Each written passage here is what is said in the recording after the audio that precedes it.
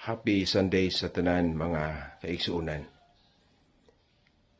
Karon ang ika-upat nga Domingo sa Kwaresma or Litary Sunday. Ang buta nakakita ug ang nakakita nangabuta. So mo ni ang atong pamalandungan sa Ebanghelyo ni San Juan karon kapitulo 9 bersikulo 1 ngadto sa 41 taas kini. Ang hisgot kini sa usa ka buta gikan pa sa iyang pagkahimugso nagiayo sa atong Ginoo ug nakakita siya nakaila sa Ginoo nga nag-ayo kaniya. Ang mga Hudiyo, mga Pariseo nagtan-aw, wala sila motuo sa gibuhat sa Ginoo ug ang maong buta nga nakakita na ilang gipalagpot. Makaingon kita nga sila nga nakakita kay wala man sila makakita sa mga buhat sa Ginoo o sa kamatuoran niini, sila ang nangabuta. Maigsuon ang pagkaayo sa nabuta ngadto sa pagka nakakita. Usa ka pagpadayag sa Dios nung gugma, Dios nung gahom.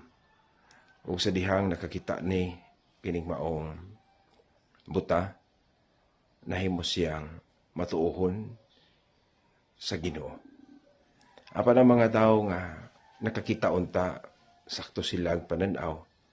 Apan tungod kay wala sila ipagtuo, nangabuta sila diha sa kamaturan. Sa atong kinabuhi mga isuon, daghang pagkabuta usab ang atong nasinati. Buta kita sa panghitabo sa atong kalibutan karon.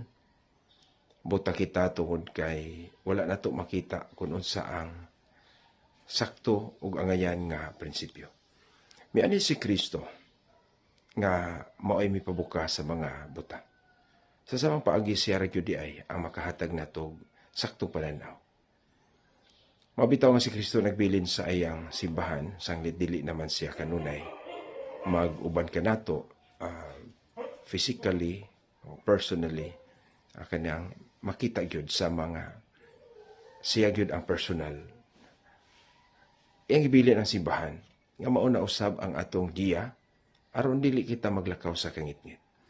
Nining panahon sa krisis sa moral, krisis sa atong mga prinsipyo, ekonomiya, political, religious, unsa pa nga mga aspeto sa atong kinabuhi. Kinahanglan mo balik kita sa kamatuoran sa Ginoo.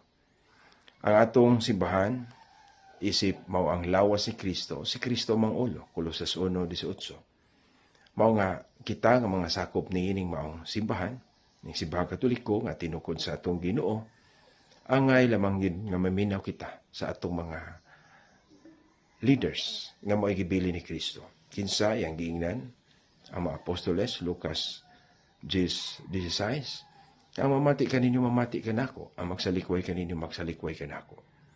O kining maong mga tinundaan, mao kini ang gisugo sa Ginoo sa pagsangyaw. Tudloi sila sa tanan nga akong gisugo ganinyo. Sangyaw maayong balita. San Mateo 28:19-20. O ako mag-uban kaninyo, gipasaligan sa Ginoo. Mao nga nining panahon sa krisis mga igsoon. As a Catholic, we also required to be obedient. No? Obedience is better than sacrifice, matud pa. Mao nga ang atong pagtuman sa tingog sa atong satupapa, sa atong kabispuhan, atong makaparian, ug ang uban pa nga gidiligahan sa atong simbahan. Mao kini ang safe guide for us in order for us to walk in the light and not in darkness. God bless sa tanan.